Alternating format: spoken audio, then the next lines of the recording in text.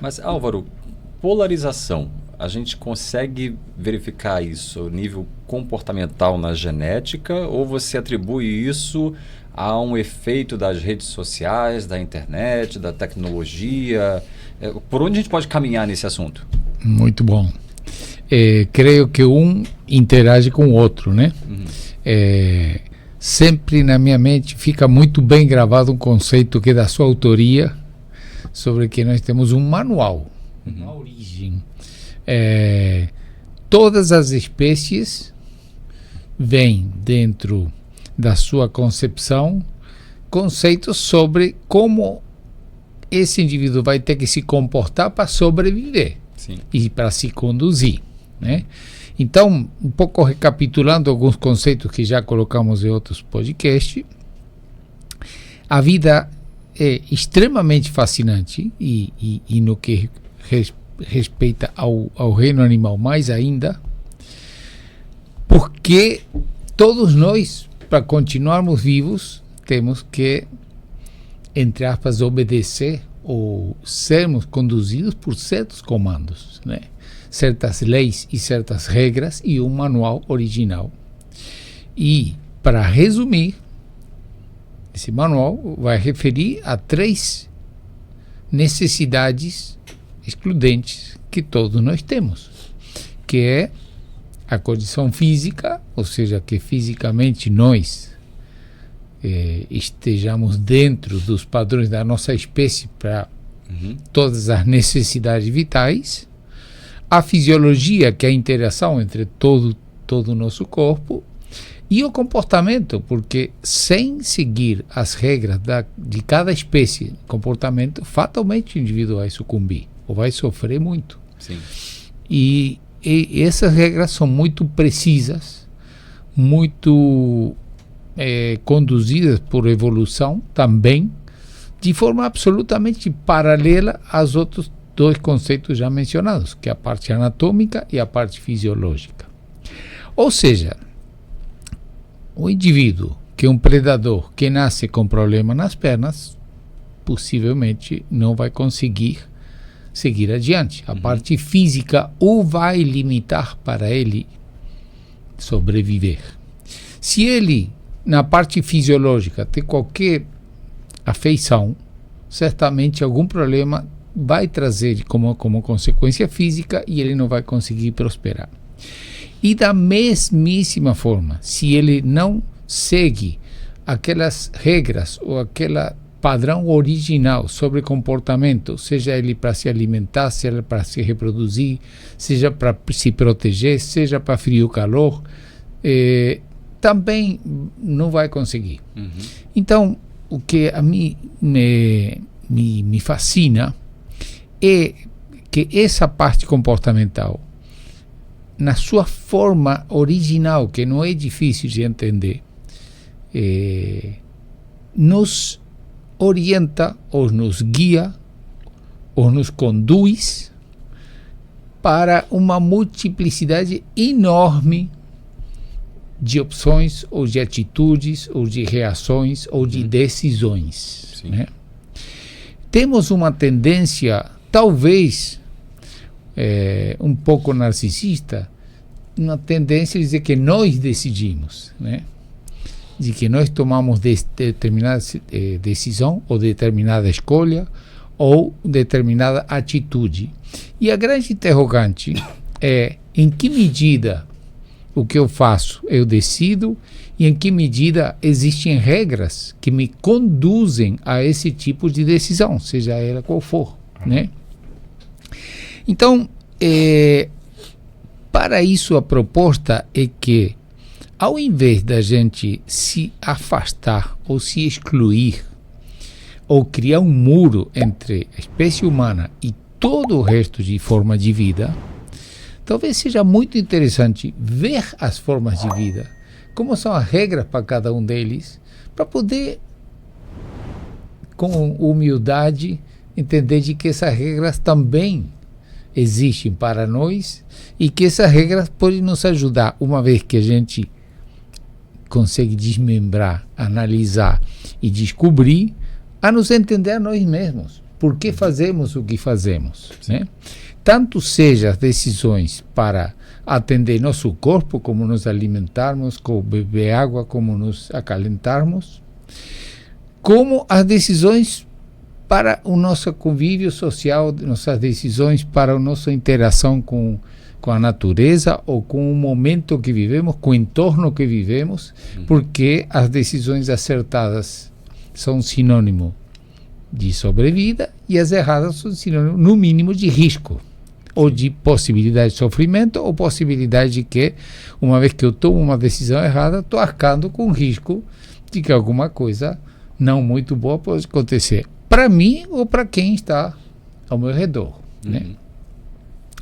Então, eu nunca senti que analisar como funciona o reino animal e encontrar alguma base para explicar como que nós também agimos, não seja uma boa ferramenta para encontrar de forma simples respostas para muitas coisas que a gente faz, decide, opina ou atua, né?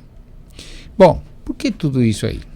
Porque a sua pergunta é muito pertinente e diz assim, mas tudo é base genética ou tem influências ou tecnologia ou fatores externos que possam me conduzir para isso? Sim. E a minha análise é o seguinte, tenho estudado bastante assim os grandes psicólogos da história da humanidade. Por que não pensar que, uma vez que evoluiu uma série de descobertas científicas, elas também nos trazem explicações para o nosso comportamento? E isso é agregando, somando e não criticando. Cada um no seu tempo, fez a leitura de novas ideias que também nos apoiaram, né? Mas hoje estamos num outro tempo. Hoje temos descobertas científicas, biológicas e tecnológicas. Então, em que medida isso influencia nosso comportamento? Muita coisa. Então, hoje, em termos de comportamento, geneticamente falando ou biologicamente falando, não há como dissociar toda essa parte genética, porque ali está, já quando papai e mamãe uniram seus gametas, aí já há um código. Não há mais como negar isso. O indivíduo que nasce, seja qual for a espécie, no ato de nascer, ele já tem necessidades imprescindíveis de sobrevida que ele vai fazer de forma automática. Por quê? Porque ele foi codificado para fazer. A borboleta, quando saiu de um casulo, encontrou o mundo, ela tem que abrir as asas e saber voar sem que ninguém faça uma aula de como voar. O bezerrinho que nasce tem que encontrar na virilha da mãe uma chupeta escondida para poder ir lá e saber sugar, porque faz parte, senão ele não vai sobreviver. E isso para tudo. O pintinho que nasce dentro de um ovo, está encapsulado no ovo, ele sabe, inclusive, a linguagem para se comunicar com a mãe, piar para pedir ajuda, sabe discernir alimento e água. Então, a base, a pedra fundamental, ela existe para todas as espécies e cada uma delas tem uma forma de se comportamentar para a sua espécie. O que vem depois? Uma coisa impressionante, que avança a passos largos, que não tem como negar, porque hoje já é ciência pura, inconteste, que se chama epigenética. Ou seja, além daquele padrão bloco, vamos chamar assim, que ele não se altera, existe, por incrível que pareça, e olha que fascinante que é, vivências de algumas gerações anteriores que, para preservar a espécie, se linkam ao padrão genético inicial. Então, isso é incrível, porque já tem N estudos que dizem assim, além do meu padrão original, tem alguma influência paterna, materna, que está me passando uma informação dizendo, cuidado com isso aqui, ou houve alguma vivência muito forte que tenta me preservar de repetir essa mesma vivência. Sim. E, por fim, agora vai a sua pergunta, tem tudo que eu vivencio. Toda a influência externa, aonde a tecnologia também vai me influenciar fortemente. Então, tudo que nós vivenciamos vai nos amoldando, vai nos levando por rumos decisórios dos mais variados em todos os aspectos que eu possa vivenciar, né? Então, a tecnologia influencia, claro, muito, e nós vamos conversar especificamente sobre ela. Bom, mas então, e o título, né? Polarização. Creio que todos estamos vendo bastante atônitos o que o mundo está acontecendo, né? Guerras e ódios e divisionismos e enfim, oposições e extremos, né? Na política, na religião, nas guerras, no territorialismo, nas raças, nas etnias e por aí vai. E eu fico observando, dizendo, mas eu quero encontrar com uma linha de raciocínio lógico e não fantasiosa o que pode estar acontecendo dentro disso.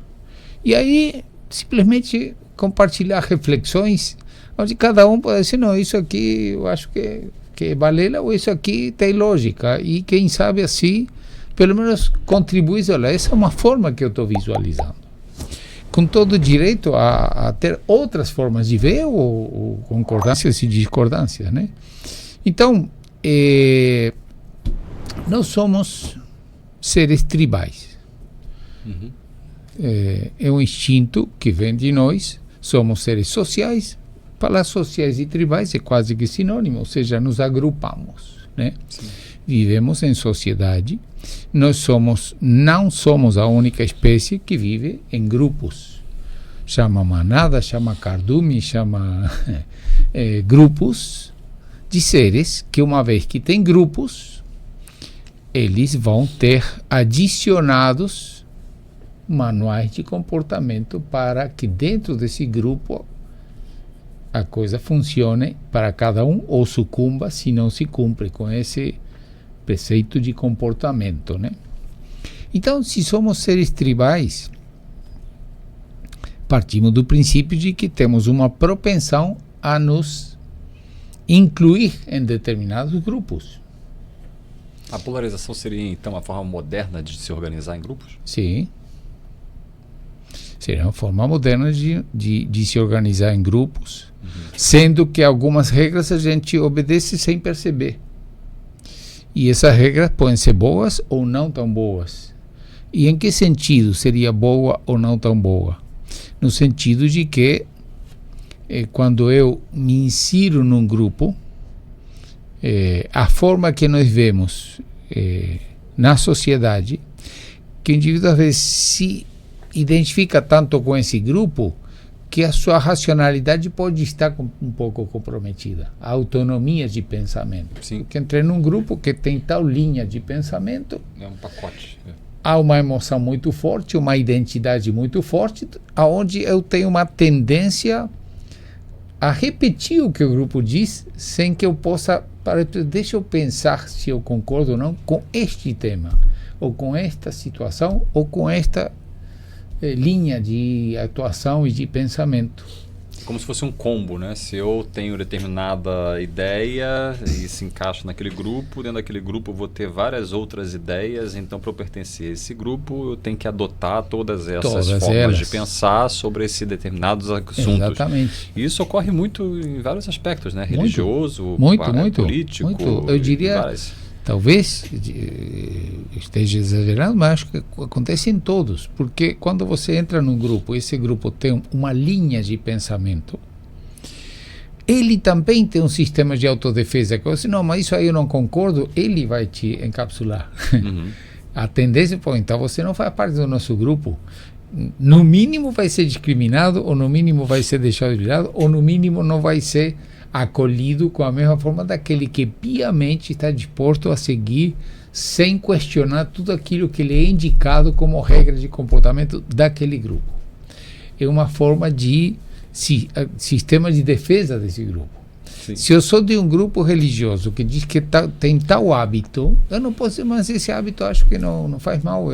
Isso implicará em alguma coisa em que você vai ser apontado de alguma forma. Então você não é parte disso. Se você é um político e pertence a tal partido, e esse partido decidiu votar em tal, não importa, tal lei, e você, não, mas essa lei não concordo, certamente haverá um sistema de autoproteção desse partido. Não, mas você tem que votar nisso aí porque você faz parte do nosso, senão vai haver alguma punição. Sim. Não uma punição severa, mas no mínimo não vamos te arrumar um cargo, enfim, alguma coisa vai ser tomada com medida de autoproteção desse grupo, onde você tem que seguir essa linha de pensamento e tem que seguir a orientação que esse grupo te deu. Mas um grupo de pessoas, um certo número de pessoas que não se identificam com determinados pensamentos de um grupo, essas pessoas que têm esses pensamentos encontram outras pessoas que também não concordam com pensamentos de outros grupos. Elas acabam formando um novo grupo. Sim. Falando assim, vamos formar agora um novo grupo das pessoas que não concordam com nenhum desses outros modelos. Perfeito. Sim. O tema aí é muito interessante, né? Porque você pode formar um novo grupo, mas olha que coisa bacana, né? Teve a Revolução Francesa, 1700 e não sei quanto. Foi quando nasceu aquele conceito de socialismo e capitalismo. Uhum. Né? Então, vamos analisar. O que o capitalismo prega? O direito à propriedade, a liberdade no sentido de que você, enfim, tem as escolhas para você, do ponto de vista empresarial, evolutivo, e que o Estado não tem que proteger ninguém. O Estado, quanto mínimo, melhor. Uhum. Ou seja, o conceito de liberdade é o seguinte: se alguém tem uma carência ou não tem minha inteligência, minha capacidade de evoluir na vida, o Estado não tem que fazer nada. É uma coisa muito próxima da seleção darwiniana, na mais pura. O mais fraco fica para trás e o mais forte se dá bem. Uhum. Tem um paralelismo aí. O socialismo diz, não, aquele que não teve, por qualquer circunstância, seja a circunstância da vida, ou que não tem a capacidade de todo mundo, porque nem todo mundo é igual, o Estado tem que dar um apoio para ele. Uhum. Só que isso, quando se leva ao extremo, um diz assim, poxa, você não está...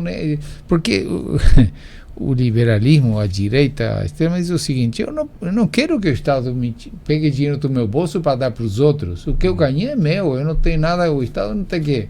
Ou seja, em certa forma é o seguinte, seleção darwiniana: se o indivíduo não tem capacidade para ficar rico, ele que fique na sarjeta. Uhum. De mim, do meu bolso, não vai ter.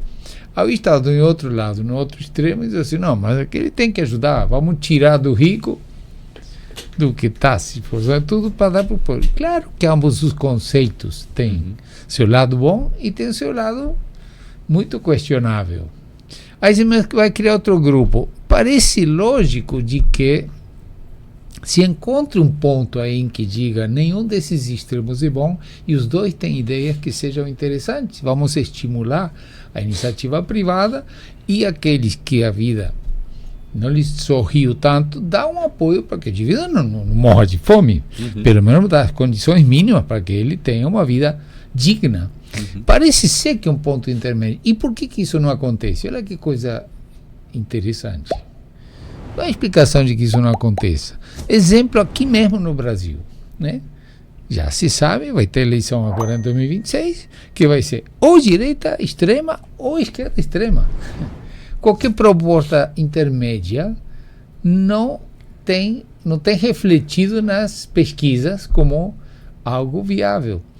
Porque dentro de nós, esse conceito tribal diz o seguinte: o ponto intermédio não se encaixa na nossa mais original forma de pensar e de agir. Sim. Não existe um cara que diga, sou meio Vasco e meio Flamengo. A tendência é polarizar, é muito interessante isso. A tendência é polarizar, não tem, a terceira não pode ser uma coisa intermédia. Ou eu sou de um lado, e aí começa a gerar muito envolvimento emocional daqueles que se identificam com esse lado. Uma convicção tal que leva à discriminação, que leva ao enquadramento e que leva ao ódio e muitas vezes até ao crime. Né? Então, na nossa sociedade, hoje, se alguém te pergunta se você é de direita, você já sente, poxa, que eu vou responder? Se eu digo que se o cara, não, eu sou da esquerda, e o cara já começa a te apontar e a te olhar com cara feia, como dizendo você é de outro bando e você não presta e tudo que... E vice-versa. Né? Então, a tecnologia, ela estaria sendo uma espécie de potencializador do que já é natural em nós? Sim, porque a tecnologia, além do mais hoje, tem um elemento complicado, que são as tal das fake news. Que eu, conhecendo tecnologia, digo, não, o William roubou quando era criança e você depois tem um trabalho enorme para provar de que isso não era verdade. E enquanto isso te causei um dano moral tremendo. Estou dizendo um exemplo, mas porque os bandos você pode apreciar o seguinte, né? Está aqui um bando e outro. Não é somente política, é uma série de situações que não vamos tentar lembrar. Mas a ideia é o seguinte: vou tentar encontrar todos os defeitos que puder encontrar do seu, porque você é meu opositor, para tentar perante a opinião pública, perante quem está na minha frente, te rebaixar e dessa maneira eu tentar me elevar. E aí acontece o outro do outro lado. E eu todos os dias digo, gente, tem lógica isso aí, porque todos os dias, hoje, há pouco tempo, estava vendo o jornal de uma situação que a gente está vendo que o jurídico está em polvorosa por situações de que está se acusando pessoas do Supremo. Então, um lado tentando minimizar e dizer que não é nada daquilo, e outro tentando aumentar derrubar. O tamanho da conta. Ou seja, que devemos pensar o seguinte: quando eu me identifico nessa medida, e não é raro, ao contrário, o que mais acontece, minha racionalidade começa a se sentir comprometida. William é meu irmão. William é meu irmão. Cometeu um deslize, qualquer um que seja, né? O meu irmão, vou tentar encobri-lo de todas as formas. E em vez de dizer, meu irmão, eu te adoro, mas vai lá, paga aquilo que você tem que pagar, vou te dar apoio. Isso é raro que aconteça. Você do meu partido foi pego flagrantemente numa coisa que atinge sua moral, todo o partido vai tentar se unir para tentar minimizar, para justificar ou para tentar te proteger, dizendo que o outro também fez, querendo justificar uma falha, um crime com outro crime, e o bando permanece acirrado da mesma maneira, da forma mais primitiva. Acontece na religião? Acontece. Se existem formas de religião que, se você chega e diz, não, mas eu tenho uma convicção diferente, dependendo do país e do lugar onde está, você vai ser morto. Né? E parece curioso, porque se supõe que toda e qualquer religião são para praticar o amor e o bem. Então, se você vai num país muçulmano e diz, não, eu gosto das ideias do Cristo, é um problema? É um problema gravíssimo. Né? E em quantos outros lugares a gente encontra? Praticamente quase em tudo da sociedade. Né? Às vezes você vê, por exemplo, movimento feminista que manifesta praticamente ódio para todo homem. E somos seres humanos e por mais, não importa qual minha tendência, ou minha preferência, ou minha característica sexual, isso não implica que eu tenha raiva de quem tem um sentimento diferente do meu quanto a isso, né? Ou seja, se a pessoa, não importa se é hétero ou se é lésbica, isso não quer dizer que ela tem que ter ódio do homem. Ela simplesmente tem sua preferência e cada um que leve sua vida. Tem esse aspecto aí, tem uma janela interessante aí de assunto, que é justamente esse ponto. Eu não concordo com aquele grupo. Sim. E aí eu uso a internet, eu uso outros meios para poder dizer isso. Eu falo assim, não concordo. O que leva a isso, uma vez que eu poderia dizer o seguinte, olha, ok, não concordo, eu sigo aqui com esse planejamento, com essas ideias, com esse grupo, mas me leva a ter um ódio do outro, do adversário, da que não aceita ou que não pensa da mesma forma que eu, Onde é que o senhor consegue rastrear o porquê desse ódio, porque o outro não pensa igual a mim? Sim, muito interessante, né? Porque, em definitiva, se você me permite, na realidade, nós verbalizamos isso. Eu não concordo com aquele grupo, mas o que está acontecendo não é isso. É que eu estou me sentindo protegido por esse grupo, eu estou me sentindo acalentado, eu estou me sentindo identificado. Então, a minha racionalidade vai ficar bloqueada. Não é que eu não pensei no que eles estão defendendo, simplesmente eu tenho ódio porque minha identidade nesse grupo. Não quero dizer com isso que a gente não tem o direito de pensar. Não quero dizer com isso que tem situações históricas em que realmente você dizer que o nazismo matou milhões de pessoas só porque era negro, ou judaico ou homossexual, é uma coisa que aí estamos indo para um extremo em que entra o sofrimento, né? Mas o que eu quero dizer é que quando eu digo não concordo, na realidade o que estou fazendo é eu tenho que respeitar tudo que meu grupo diz e eu tenho que dizer que não a tudo que for do outro lado. Sim. Minha racionalidade não vai me permitir, não, peraí, sou desse grupo, gosto de vocês, mas eu acho que aquilo lá não está batendo com o que vocês estão defendendo, não está batendo com a minha forma de pensar.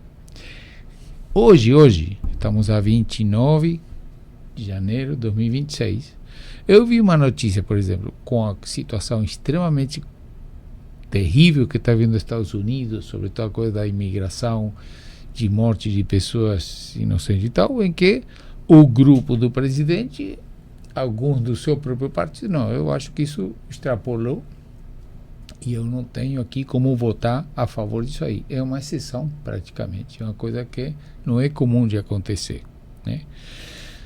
Então, o ódio que você falou, eu não concordo. O seguinte, estamos vendo o terrível que está sendo a guerra de Israel com Gaza, né? Aí você pode dizer, é uma coisa que a mim me estremece, que é o próprio sofrimento humano. E aí tem dois tipos de sofrimento. Tem pessoas que numa festa sequestraram pessoas inocentes e as mataram. E por outro lado, o outro lado pegou e disse, então tá, em represália eu vou matar suas crianças, voar pelos ares. Então se eu digo assim, poxa, mas terrível, né, esse negócio de pegar pessoas inocentes e degolar, como, então você é israelita, você é do outro lado. Diz, não, mas terrível apertar um botão e jogar um colégio pelos ares e morrer criança. Então você... Ou seja, acabou a sensibilidade do próprio sofrimento, de dizer, eu tomei uma decisão de guerra, de matar o inocente e esse meio justifica os fins de que eu tenho tamanho ódio pelo outro lado que não há limites para causar sofrimento pelo outro lado. Sim. Na época do nazismo, se alguém dentro do nazismo diz, mas eu não concordo muito com isso de estar matando, ele era executado junto. E dentro desse esquema, você está de um bando completamente... Aqui não é aceito não, eu vou te matar, e matava. Na mesmíssima situação, hoje o nazismo é condenado, não tem que ser, mas digo, perante a mesmíssima situação, há dois tipos de reação diferentes, porque a noção de que você tem que fazer parte do meu grupo, né, do meu bando, faz com que você tem que seguir estritamente as regras que aqui se diz, sem o direito a discernir e você pensar pela sua cabeça e pensar se você concorda ou não. E na maioria dos casos, não existe que um é totalmente perfeito e outro totalmente errado. Existe que nos dois lados há erros e acertos, mas estamos presos a nossos instintos. Eu não posso, se eu sou Barcelona, não posso dizer que eu gosto do Real Madrid. Me é proibido isso. Tenho amigos, tenho parentes próximos que dizem, eu sou vascaíno, eu odeio todo flamenguista. Eu digo, mas será que todos os flamenguistas são gente ruim e todos os vascaínos são gente boa? De repente, o flamenguista que você está dizendo que odeia vai ser o médico que vai salvar a sua vida. Ou pode ser uma pessoa caridosa, ou pode ter milhões, que certamente os tem.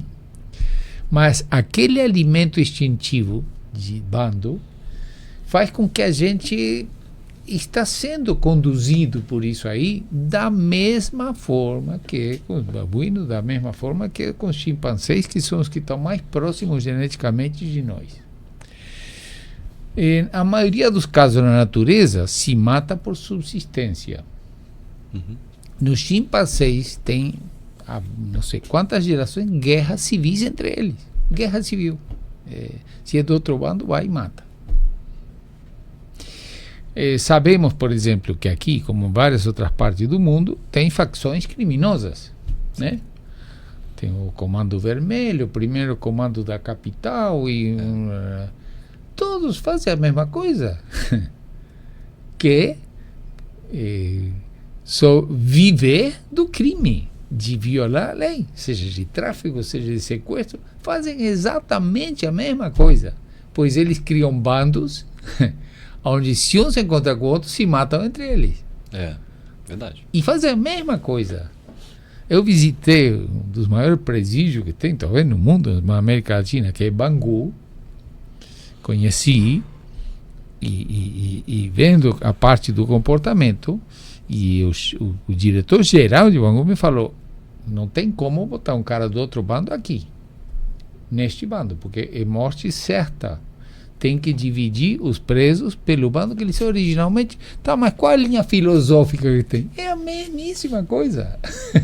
É tráfico, é sequestro, é matar. Tá aí. E qual a raiz desse problema? E por isso estamos aqui.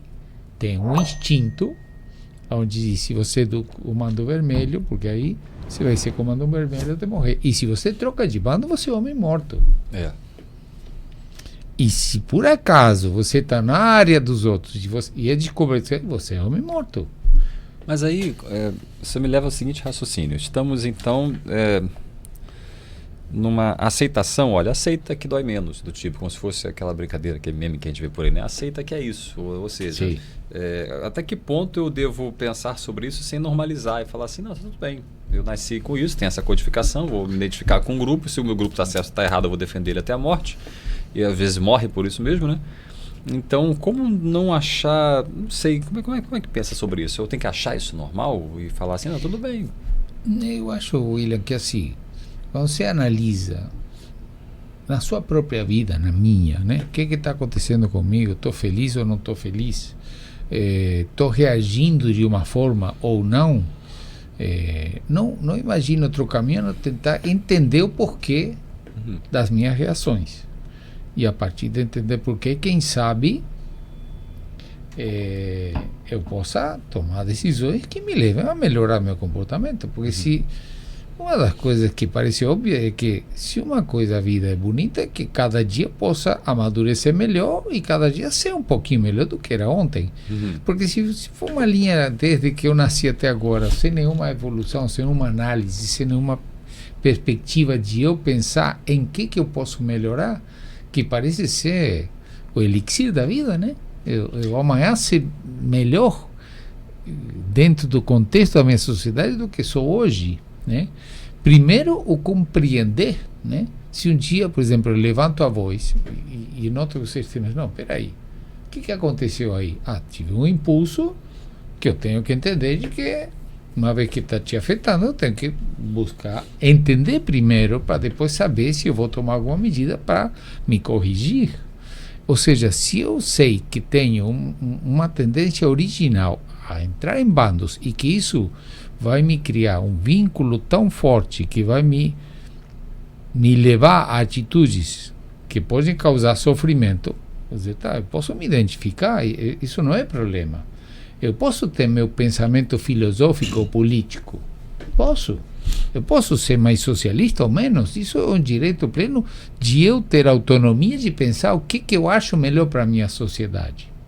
Mas do momento que eu fanatizo, que eu levo para o extremo e que isso me leva a sentir ódio da outra parte, eu posso perfeitamente, não, isso eu não quero para mim. Eu quero me identificar com algum grupo que pense, que troque ideias e tudo, mas não um grupo que me estimule a sentir ódio por outra parte só porque pensa diferente. O analisar eu acho que é sempre bem-vindo, para tudo. Mas e se aquilo que eu analiso, eu olho e penso assim, não, me identifico, gostei disso aqui, me identifico com essa forma de pensar.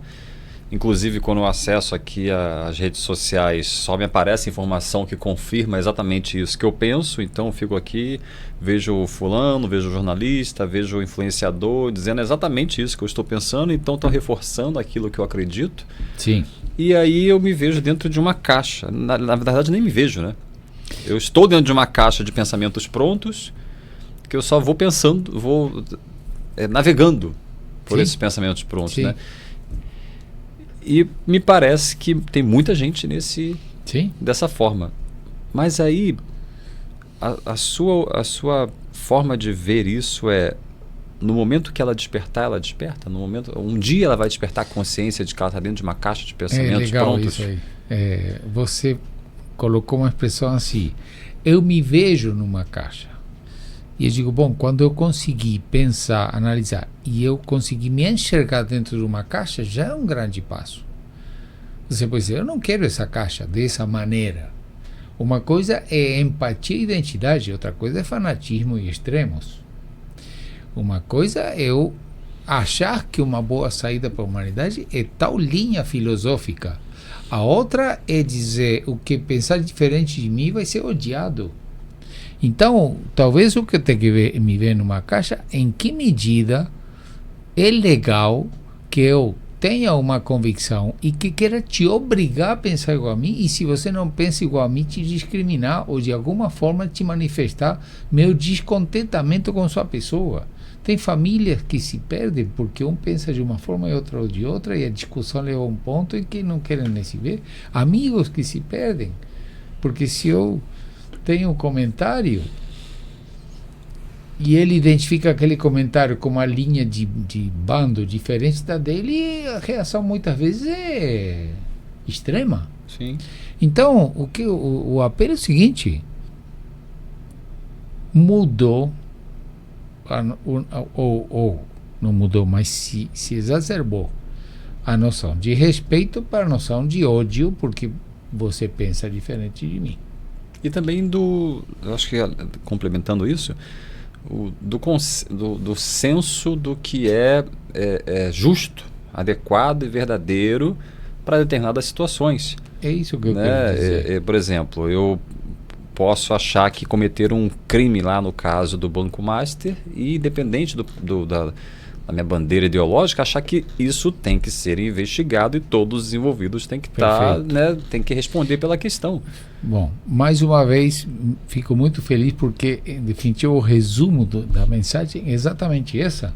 Me deixa ter autonomia, independente se eu do partido A, B ou C, dizer o que ele fez, tal coisa, isso tem que ser investigado, isso não pode ser acobertado porque ele é do meu partido, do meu grupo, do meu bando, ou tem que ser apedrejado 10 vezes mais do que merece porque ele é do outro. Ou seja, exatamente isso de tentar encontrar, talvez seja utópico, mas não é, vamos dizer, descabelado pensar de que o que tem que se buscar é cortar aquela coisa do extremo máximo para encontrar o bom senso. Você pode ver quantos debates você queira ver. Pode trazer quanto você quiser ver. Um candidato presidencial de direita à esquerda. Nunca eles vão sentar e dizer, peraí, antes da gente se apedrejar, vamos ver se a gente tem uma congruência. Isso nunca vai acontecer. E a minha missão e meu partido está me dizendo, você tem que derrubar o cara. Tem que pegar o histórico desde que nasceu, ver o que ele errou, tentar derrubar ele. Sim. E se ele dá uma ideia, sistematicamente você dizer que não, que o cara não presta. E isso estimula uma polarização extrema que é nociva, definitivamente nociva. Quantas vezes a gente vê, você é um esquerdista de porcaria, não sei quanto, você é um super capitalista insensível. Desde a Revolução Francesa que essa discussão está, e ela permanece porque há algum ingrediente ali que é extra-filosófico. Há um ingrediente que nos domina. Então, bom, pelo menos vamos entender de que tem sim um código original que está lá no gene, que vai dizer, quando você nascer, encontrar no meio, o bando que você se identificar, você vai defender esse bando, porque é instintivo, e você vai tentar lutar contra o outro de forma extrema e não de forma argumentada. Mas pelo que o senhor está me dizendo aqui, me leva a pensar que uma maneira de se sobrepor ou de reescrever esse código é através da consciência. Ter consciência humana. Perfeito. Se eu tenho a consciência do que é ser humano, do que é adequado, justo e verdadeiro, eu meio que me sobreponho à codificação genética. Maravilhoso. E o que eu quero dizer, o que significa ter consciência? É o que estamos fazendo agora. Espera aí, eu tenho um impulso original, uma tendência a, quando eu encontro um grupo, a me radicalizar. Não, eu quero tomar consciência que isso eu não quero para mim. Eu posso me identificar com a sua forma de pensar. Uhum. Não tem problema. Quando eu tomo consciência de que isso vai começar a influenciar na minha racionalidade, que eu estou bloqueado porque eu sou obrigado a seguir isso, não, isso aqui não quero, isso é tomar consciência. Uhum. E é para isso que estamos aqui, exatamente para isso, o tomar consciência de que tenho sim um impulso, que é uma tendência a eu, quando eu me identifico, seja com o grupo for, a me radicalizar. E eu posso tomar consciência, não, eu radicalizar não quero. Posso me identificar com essa linha religiosa, mas quando alguém me obriga a radicalizar, não. A linha religiosa, eu me identifico, mas não quero que me imponham, me obrigam a me bloquear, a me sentir numa caixa, numa gaiola, onde eu sou obrigado a seguir piamente, ajoelhado aquilo que vocês me obrigam a fazer, porque isso tira a minha autonomia de pensar. Sim. E isso é bacana. Isso não quer dizer que eu não tenha minhas convicções. Quer dizer que eu tenho consciência de que há uma tendência dentro do meu, da minha estrutura comportamental, que isso poderá acontecer, e que eu, uma vez que tomo consciência, não quero permitir que isso aconteça. Sim. Então, a contribuição talvez seja aquilo que você resumiu. Estamos aqui para tentar entender, analisar e, quem sabe, a partir daí tomar consciência, né? Veja que existe uma coisa interessantíssima de comportamento, que é o seguinte: às vezes até se misturam grupos diferentes, se misturam para essa forma de radicalizar. Mas é como se misturam religião com política. Muitas vezes a gente sabe que determinado tipo de tendência religiosa tem uma orientação para apoiar determinado grupo político. E eu posso somar mais religião, política e medicina. Porque teve grupo político que dizia, não, nós somos contra a vacina. Mas o que tem a ver política, religião com vacina? Então, assim, não, eu sou a favor da vacina, então você é da esquerda. Digo, não, mas que é isso? Não é por aí. Deixa eu pensar, eu posso concordar ou não com a vacina, e concordar ou não com uma linha filosófica política, e concordar ou não, ou me identificar ou não com um tipo de religião, mas chega um ponto que esse impulso instintivo é tão forte, em que se formam grupos em que diz, esse grupo religioso vai votar em tal pessoa. Uhum. E esse grupo filosófico jura que a Terra é plana. Então, se diz, não, a Terra é redonda, então você é do outro grupo. Sim. A separação dos pensamentos, né? Cada grupo acaba pensando de uma maneira, né? Acaba uma influência de que você tem que dizer que você é contra a vacina, senão você não é do meu grupo. A resposta, o resumo, é mais uma vez a perfeição da sua colocação. É analisar, olhar e dizer, realmente, o que eu quero ter é tomar consciência de que isso está dentro de mim, está dentro da minha espécie, como está dentro de todas as espécies que vivem em grupo. Existem regras que elas devem ser respeitadas sob pena de passar mal ou até de morrer. Então, uma coisa é dizer, eu vou aceitar as regras da minha sociedade. Eu não posso andar sem roupa na rua. Tá, claro, é uma regra da sociedade. Outra coisa é me integrar em um grupo que ele vai me bloquear porque ele vai impor como eu tenho que pensar. Ele vai me impor a forma como eu tenho que me expressar para poder ser recebido e acolhido, e acolhe mesmo. Quanto mais fiel é a isso que foi regido nesse grupo, mais bem vai ser acolhido. Ou seja, que há uma linha de dizer qualquer deslize, qualquer momento que você diga, não, isso aqui, que é a regra deste grupo específico, eu não vou cumprir, com certeza vai ser considerado uma certa traição àquilo que foi determinado e que te bloqueia de você pensar, né? Sim. Maravilha. Em definitiva, quando termina isso? Né? Em que dia que termina isso? Quando que o dia do caos? Quando entra o caos não tem direita, esquerda, branco, né? Quando entra caos para valer, se mistura tudo, né? E já demos o exemplo do Titanic. Ele estava dividido em camadas sociais, mas quando eu vou perder, entrou no bote e todo mundo, não importa se era pobre, rico, negro, branco. Quando entra um caos, uma inundação, todo mundo se mistura, e quando entra o caos, acaba esse negócio e muitas vezes existe, às vezes é tarde até para entender de que era melhor, muito melhor, viver sempre com respeito dentro de nós, né? Martin Luther King dizia: tomara que a gente aprenda a viver como irmãos para não morrer como tolos, como bobos, né? E não é um apelo simplório, é simplesmente dizer menos para o extremismo, menos. Ainda que eu seja de direita, você seja de esquerda, eu tenho que partir do princípio que temos a melhor das intenções do bem para a humanidade.